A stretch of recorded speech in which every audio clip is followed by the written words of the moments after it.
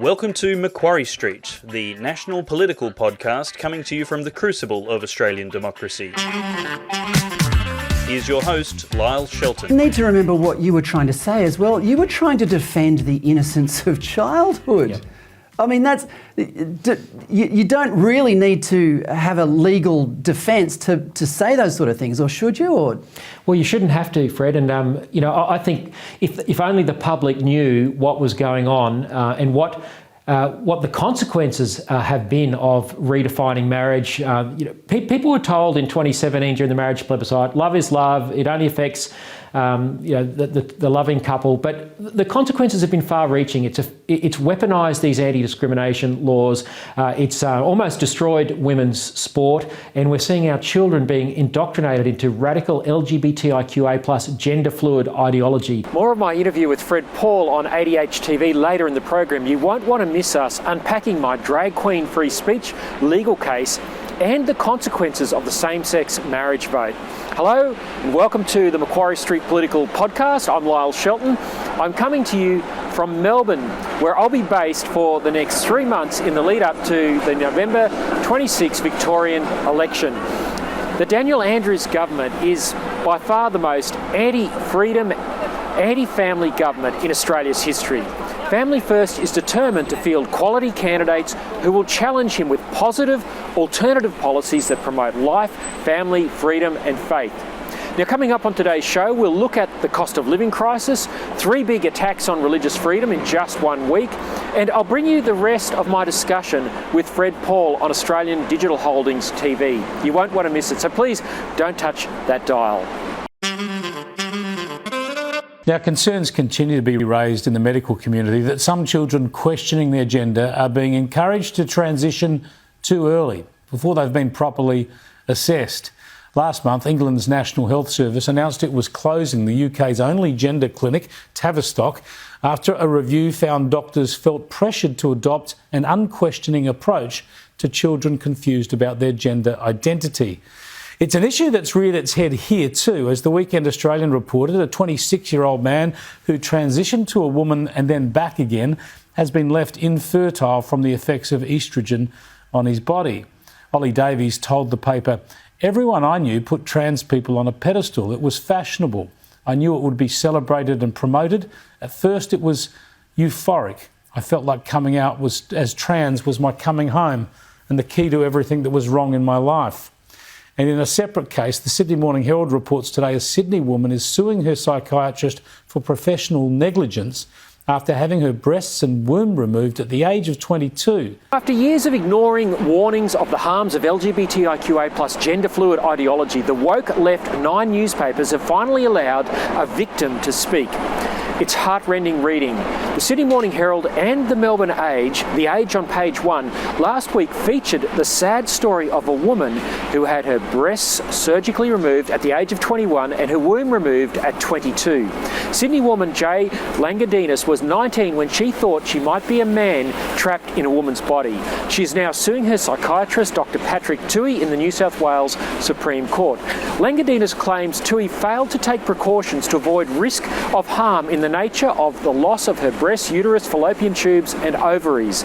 The irony of this story appearing in the Melbourne Age is that Victorian politicians from both Labor and Liberal have made it illegal for a psychiatrist to urge someone like Langadinas not to undertake so-called gender transition. Premier Daniel Andrews' Change or Suppression Conversion Practices Prohibition Act criminalises anyone who tries to change or suppress someone's gender identity. The government's Human Rights Commission website warns people like Langadinas that no one is allowed to help them even if you ask for help. Even a cry for help from a child to his or her parents must be ignored, or the parent could be thrown in jail. This is not conspiracy, it's not hyperbole, it's the law in Victoria. That's why it was remarkable that The Age published Langadinas' story. After years of championing rainbow ideology, including the law which would make it illegal For a counsellor to try and talk someone like Langardinus out of having her female anatomy cut out, the age is yet to join the dots. The snake is swallowing its tail. As mentioned, Langardinus' story was also published in the Sydney Morning Herald, where the gay activist politician Alex Greenwich has signalled that he wants to introduce laws mimicking Victoria's so-called conversion therapy ban. Let's hope this case makes him think again. Now, Anna Kerr of the Feminist Legal Clinic of New South Wales referred Langardinus' case to the legal firm Slater and Gordon. Kerr believes that legal action is likely to be the tip of the iceberg. We can expect to see extensive litigation in future years related to gender-affirming cross-sex hormones and surgeries, Kerr said. Now, this show is not just about bringing you news, it's about action. Please help keep kids safe from rainbow ideology. Sign Family First petition to call on the Albanese government to close the gender clinics. The website is on your screen. Take action now. Thank you. Now, many of you have asked about the legal case brought against me by two LGBTIQA+ drag queens. I'm being sued for saying that drag queens reading to little children are dangerous role models. I had the privilege of speaking about the case with Fred Paul on the new online television station Australian Digital Holdings, which is anchored by the great broadcaster Alan Jones. Fred and I spoke about my upcoming trial in the Queensland Civil and Administrative Tribunal, as well as the same-sex marriage plebiscite in 2017, which weaponised anti-free speech laws. There is a popular saying among centre-right people, just because you're offended doesn't mean you're right. Sadly though, our legal system doesn't subscribe to this type of old-fashioned common sense. Being offended is now legally recognised, and anybody who causes offence can be charged with having committed an offence. It's no surprise that the people who seek remedy through these laws all come from the same identity groups, the type of groups that demand respect for their life choices because to not do so is bigoted, at least according to the zeitgeist. Conservatives and Christians never bother suing those who offend or insult them for two reasons. They aren't that easily offended and the judiciary wouldn't care anyway. The explicit purpose of laws prohibiting offensive language is not to protect everybody equally, which is what laws in a proper liberal society are meant to do, but to protect those identity groups who claim to be oppressed by the wider culture. As such, they are also designed to teach the bigoted mobs how to behave. The granddaddy of these legislative acts is Section 18C of the Racial Discrimination Act, which was passed by Federal Parliament in 1994. It had been drawn up by Labor Attorney General Michael Lavarch, who said at the time, quote, "Legislation can have a powerful educative role in promoting tolerance within the community," unquote. Get that? This type of law isn't only meant to prevent an entirely new type of crime, it's to educate the community how to behave. We should have seen where this would lead. Victimhood has since acquired a new status, and a generation of bureaucrats has emerged to defend victims against those whose values, quite rightly, don't comply with the type of morality promoted by this new legislation. One of the worst examples so far was cartoonist Bill Leak, who was hounded to the grave by the Australian Human Rights Commission over a cartoon in which he depicted one of the main causes of Indigenous disadvantage. That Bill's opinions were honestly held and fair didn't matter to the Human Rights Commission. He had defied the new orthodoxy and needed to be punished. My next guest is Christian campaigner and defender of human rights, Lyle Shelton, who is currently going through a similar situation.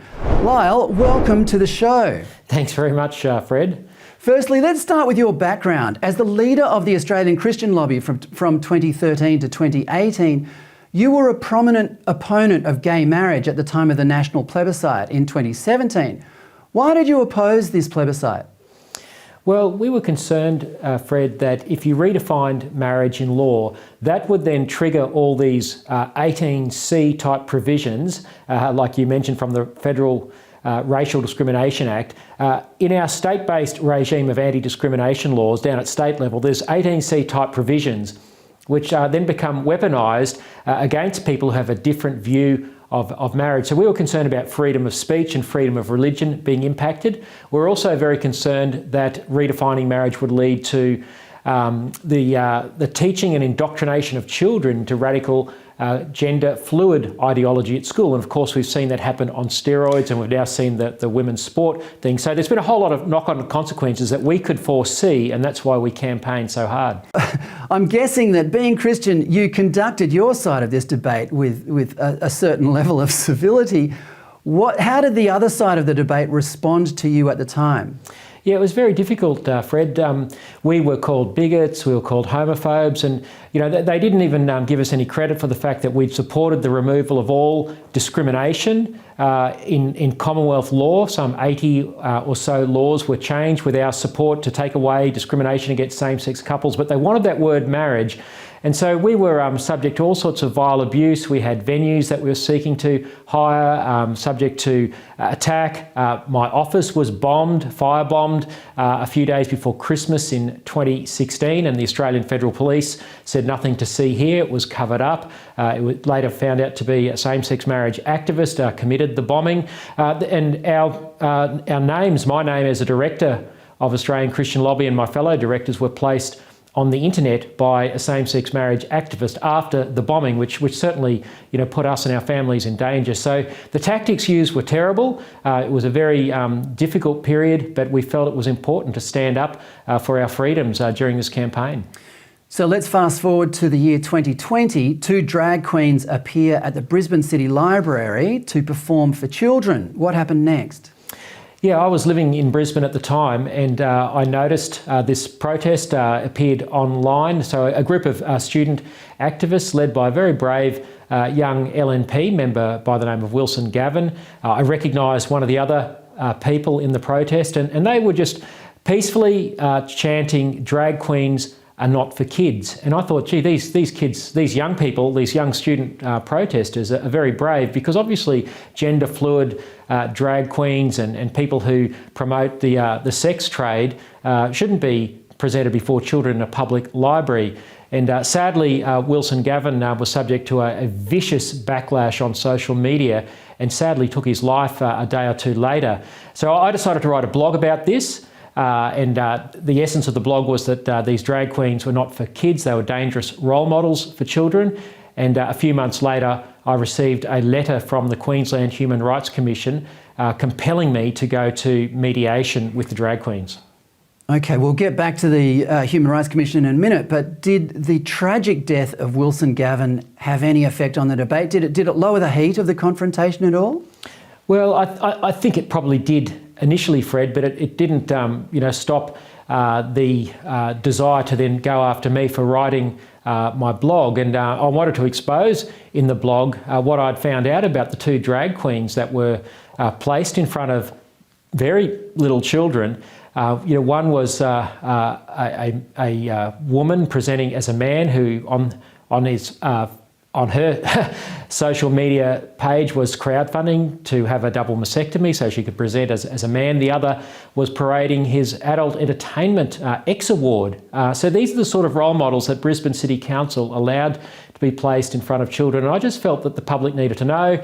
I had a blog which had a bit of a following, so I wrote this up, and that got me into trouble with the law. So the Queensland Human Rights Commission got involved. How did that happen? It happened I noticed one of the drag queens started reaching out to me on Twitter, tweeting that I was in trouble with the law. I just ignored that. But then a few weeks later, a letter arrived in the mail which summonsed me to go to a mediation. And if I didn't go, I would be fined. So I had no choice. So I went along to this mediation. It was during COVID, so it was held over the phone. I'm not allowed to say what happened there because it's all secret squirrel stuff by law. But needless to say, the mediation failed because I wasn't going to back down. I wasn't going to apologise or take down my blog. I was respectful, and I still want to be respectful. I don't agree with these drag queens and what they represent and what they're trying to indoctrinate children into. But there's no way I'm going to resile from what I said in my exercise of free speech. So they escalated it to the Queensland Civil and Administrative Tribunal, which is a quasi-court. and we've been locked in litigation for about 2 years, and I've finally been given a trial date. So it went from a mediation meeting under the auspices of the Commission to the courts. Did it ever occur to anybody on the other side of this case, especially the Human Rights Commission, that you also have human rights to free speech and free thought? No, that's not part of the equation. They've demanded that I apologise, they've demanded that I remove my blogs from the internet, and they've also demanded $20,000. And I've said no to those because I think free speech is too important. So where's the case now? How much has it cost you so far, and how far do you intend to take it? Well, so the latest development in recent weeks is that there was a directions hearing in QCAT, and a trial date has been set for me for November 28 to 30. So it's a 3-day trial in the tribunal. The case has so far cost in excess of $100,000 because it's dragged on over 2 years. We know with these so-called human rights bodies that the process is the punishment, and that's designed to try and, create this chilling effect where people just back off. I've been very fortunate, Fred, that people have been generous in their crowdfunding support of me. If I didn't have a bit of a public profile, I think I would have had to have folded my tent, but I've been fortunate to have public support so I can fight this on, and we intend to fight this all the way.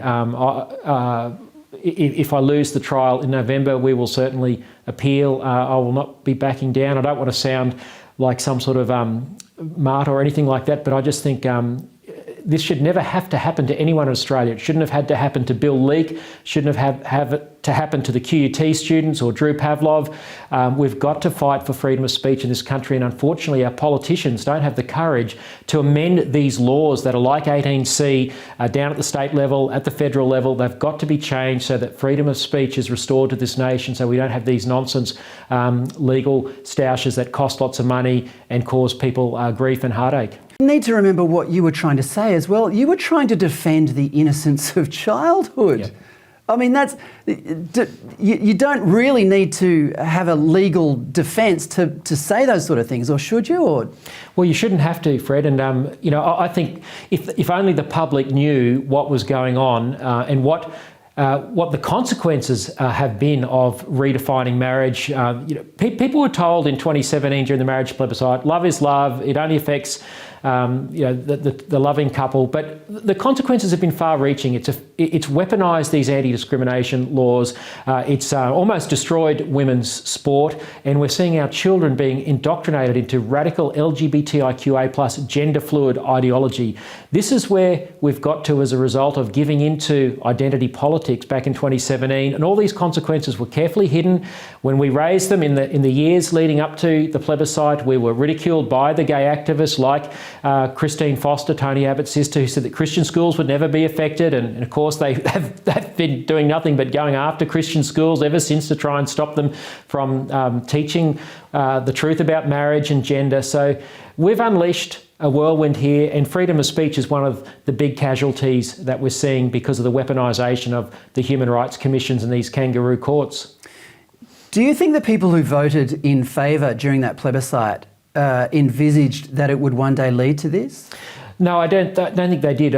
We tried very hard. Our campaign, I was involved with the Coalition for Marriage at the time. We tried to tell people this is a referendum on freedom of speech, freedom of religion, and what your children will be taught in school.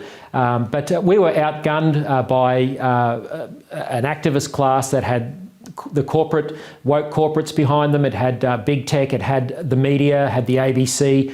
And so despite our best efforts, we were unable to get that message through. But everything that we said would happen has happened much quicker than we thought. And just before you go, Lyle, just to broaden our perspective here, for years, even people on the centre-right of politics have subscribed to the ultra-liberal view of the world. You do you, man, as long as you're not causing me harm, then everything's cool. Is this a viable long-term strategy for a culture? I mean, can a liberal culture survive without some element of, for example, Christian principles? No, it can't, Fred. And we're seeing this play out with cases like mine, where we've set up a clash of freedoms in our society because okay, everyone's free to do whatever they like, but then we've got to decide, well, is it right for gender fluid drag queens who promote the sex industry to be in front of children? Well, a Christian or a Judeo-Christian ethic would say no. We understand from history and tradition and from our values that have been passed on through the generations that you protect the innocence of childhood. It's only in this mad moment in the 21st century where we're departing from this. And I think history has shown us the American experiment was set up in democracy based on the fact that virtue is what has to be at the basis of this experiment in democracy. And of course, Australia borrowed the best from the American system. You can't have democracy and freedom without virtue underpinning it. And because freedom isn't freedom to do whatever I like. Freedom is to do what I ought to do. And that's how we have true freedom. And sadly, we've lost sight of this in this liberal experiment that we've embarked on. Well, from attacks on freedom of speech to attacks on freedom of religion. Remember when same-sex marriage activists said no one else's freedoms would be impacted if two people who love each other could get married? Anyone with half an eye on the public policy debate over the past 5 years knows this was one of the biggest lies ever perpetrated on Australians. Since the law changed in 2017, the attacks on freedom of speech have been relentless, but here's what happened in just the past week. One, a Catholic school in Melbourne has come under fire for declining to screen a student-produced film featuring a lesbian kiss. Two, the Anglican Church is being dragged before the New South Wales Anti-Discrimination Board because it believes what Christians have always believed about marriage. Three, the Western Australian Law Reform Commission has recommended to the government that religious schools be stripped of their freedom to uphold the timeless definitions of marriage and gender in their school communities. There's probably never been a more intolerant and deceptive political movement than the one that flies under the rainbow flag. It lied during the 2017 marriage plebiscite to win over voters and then set about dismantling the very freedoms it said would be unaffected. Tony Abbott's sister, Christine Foster, a leader of the Yes campaign in the plebiscite, went on Sky News and said religious schools would not lose their freedoms. Politicians remain paralysed like rabbits in the glare of rainbow headlights and do nothing to protect freedom of speech and freedom of religion from this onslaught. The rainbow activists run the relentless lie that religious schools and communities are bigoted and not inclusive because they wish to stick simply to their beliefs. Now, I don't expect to get a job at Daniel Andrews' taxpayer-funded Pride Centre in St Kilda, and I'm okay with that. Why should people who disagree with the basics of religious teaching on marriage and gender be allowed to force school communities, churches and mosques to bend to their ideas? Why should a Catholic school be forced to screen a film celebrating lesbianism? That would be akin to forcing the Pride Centre to screen Mel Gibson's Passion of the Christ. Tolerance is a one-way street for the hypocritical rainbow political movement. Having won a campaign to change the marriage law, it is not enough for the activists to live and let live. Conspicuously, they relentlessly attack Christian communities, but where are the two gay guys taking the local mosque to the Anti-Discrimination Commission? These taxpayer-funded human rights commissions, which have been weaponised since the marriage law changed, do not exist to uphold the basic human rights of freedom of religion and freedom of speech or freedom of association. The timeless teaching of Orthodox Christians across denominations is that marriage is between one man and one woman and that gender is binary as we see in biology. A pluralist and tolerant society would make room for different expressions and ideas to have a place in society and public debate. But now everyone must conform and celebrate the rainbow gender fluid ideology or else. Politicians from Liberal and Labor have vacated the field when it comes to defending this freedom, and that is why Family First has been rebirthed. Australians who wish to be free and tolerant are not represented by the political quad of Liberals, Labor, Greens or Teals who run Australia and who are all in with LGBTIQ rainbow ideology. Activists relentlessly march around the nation's parliament demanding law reforms to extinguish diverse views on marriage and gender. If rainbow parents, teachers and students want an outlet for their ideology, there are plenty, including publicly funded pride centres. Why must their activists use the law to cause churches, schools and mosques to conform to their way of life? Australian Association of Christian Schools Executive Officer Vanessa Cheng said it well. She said the proposed change in WA, which incidentally has already come to Victoria and is coming to the ACT, would make it difficult for religious schools to employ staff and preference families in enrolment who share the beliefs of the school. The Christian school model requires that all staff, from the principal to the music teacher, share and practice the faith of the school community, she said. We believe this provides the best holistic learning environment for our students. Parents who choose to enrol their children in our schools want an education based on Christian values, which the state school system can no longer provide. And these changes are trying to squeeze faith out of our schools too. Surely it is not for the government to determine how a Christian school should be a Christian school. Well said, Vanessa. But this is what the woke rainbow left demands of governments everywhere. RIP freedom, diversity and tolerance. No, it's easy to feel dejected and defeated. It's easy to stay quiet and not rock the boat.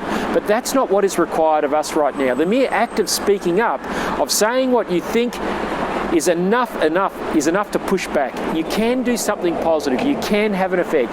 You can help defeat the powers that seek our silence. Join a political party. Join Family First. Donate your time or your money. Support people, groups and companies that stand up against the woke madness. These are all positive actions you can take today. You can pray and you can fast for the defeat of these powers. You can also join the fight. There is an alternative to getting washed up and washed away by the tide. Now, government policy driven by the idea of climate catastrophism has turned off cheap energy, sending gas and electricity prices through the roof. It's a major driver of inflation that is devaluing wages and crippling family budgets. In a portent of what may be coming our way, Bloomberg reports that 20 million Americans have fallen behind in their utility bills and face shutoffs. That's 1 in 6 homes. This is approaching third world standards of default. It's clear that Australia is not far behind, with a survey this week showing 1 in 5 people had their card declined at the supermarket as cost of living continues to bite. Australia faces a gas and electricity shortage despite superabundant reserves of low emissions, natural gas, clean coal by world standards and oodles of zero emissions uranium. Despite government promises that renewables would reduce costs, electricity prices are forecast to rise from between $61 per year and $369 a year across Victoria, Queensland and New South Wales. The Australian newspaper commented recently on the Institute for Public Affairs modelling. The IPA concluded that the cost to households of forcing Australia's 6 key coal-fired power stations out of business would be massive. Across the 5 regions of the national energy market, households would face average annual energy bill increases of between 95 and 125%, with the average annual bill in New South Wales rising to up to $2,600 a year.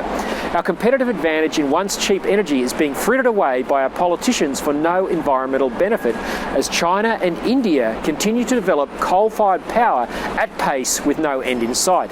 The left of politics, with the acquiescence of the Liberals, have pushed for the closure and rundown of cheap and reliable coal-fired power stations.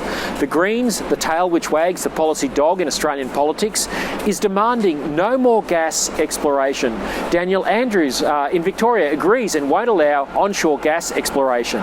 Renewable energy from windmills and solar panels cannot be stored, is expensive to transmit from remote areas and does not work when there's no sun or wind. Politicians like Energy Minister Chris Bowen are never asked by the media to explain these obvious flaws, as he alights from his Tesla to spruik yet even more windmills and solar panels. Whatever you may think of Donald Trump, America was energy self-sufficient under his presidency, with policies that allowed the development of massive gas fields in Pennsylvania and the Keystone Pipeline from Canada. America has the energy reserves of Saudi Arabia, but climate catastrophism demands it remains untapped, causing the poor to suffer. Ironically, the switch from coal to gas under Trump meant US carbon dioxide emissions were coming down. But because gas is a fossil fuel hated by the left of politics, its use and exploration has been wound back. Keystone was turned off. Like Chris Bowen, Joe Biden is pursuing windmills and solar panels, resulting in price hikes for consumers which smash the poor, many of whom are African Americans. Black lives should matter when it comes to heating homes and keeping the lights on. Australia under Scott Morrison's coalition and Anthony Albanese's Labor Green Teal coalition has committed to the globalist climate agenda of net zero emissions by 2050. Our rising costs of living is not rocket science, and it's not the war in Ukraine as much as that war is unhelpful. It's basic economics. If supply of what works, coal and gas, is turned off and replaced with what does not work as well, windmills and solar panels, prices will be and are going up. If we keep going down this net zero path, we won't be far behind the US in utility bill defaults. Family First argues for energy policy that puts family budgets first while making realistic assessments of environmental needs. It's clear that the world does not face Greta Thunberg's imminent climate collapse, and there is time to properly assess any transition that may be needed. A low emissions energy system should be pursued as the technology becomes available, not before. Proven technologies like nuclear should be on the table. You can bring balance and common sense back to the climate debate by joining Family First. If you sit on the sidelines, your utility bills will only get higher. Well, that's it for this week's Macquarie Street Political Podcast. Thanks to Dave and Aidan at the Good Source News for production and editing. I couldn't bring you this podcast without their help, and I really do appreciate it. So make sure you go to the Good Source website and check out all the great content that's there. Thanks to you for your company. Until next week, goodbye.